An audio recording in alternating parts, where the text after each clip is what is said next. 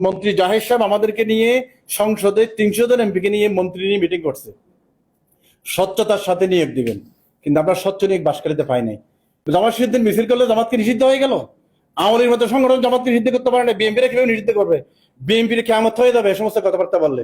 দুঃখ, পরীক্ষার জন্য যুদ্ধ করেছেন শিক্ষামন্ত্রী থেকে আমরা দিয়ে ওয়ার্ল্ডে তাক লাগিয়ে দিয়েছেন, কিন্তু আমরা কোনো পরীক্ষা এখনো নকলবাদী শুরু করে দিয়েছি। সেটা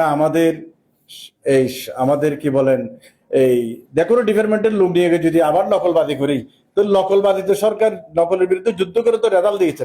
তা আমরা যে কোনো বিষয়েও প্রজেক্ট গ্রহণে, এই নিয়োগে আল্লাহর বস্ত অনুরোধ করবে, এটা করবেন না। কারণ সরকার চাচ্ছেন একটা স্বচ্ছ জবাবদিহিতামূলক একটা অবস্থা নেওয়ার জন্য। যদি বা কোনো নেতা টেলিফোন করে আমাদেরকে বিরক্ত করে, ওগুলো নেতা নয়, ওগুলো দেশকে খেয়ে ফেলবে, তো আবার ফ্যাসিস্টের এগুলো পরিস্থিতি নিয়ে আসবে।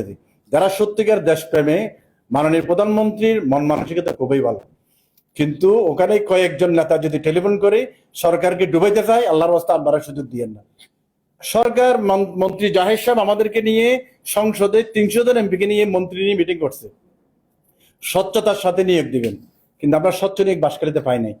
এটা আপনারা বললাম, আমারও বললাম, মানুষ তো আশা করে আকাঙ্ক্ষা করে দরখাস্ত করছিল বেকাররা, কিন্তু সকলের দলীয় তালিকা পেয়ে গেছে। এটা তো বিশ্রী ঘটনা। বাসকালীর জন্য এর চেয়ে দুঃখজনক আর কি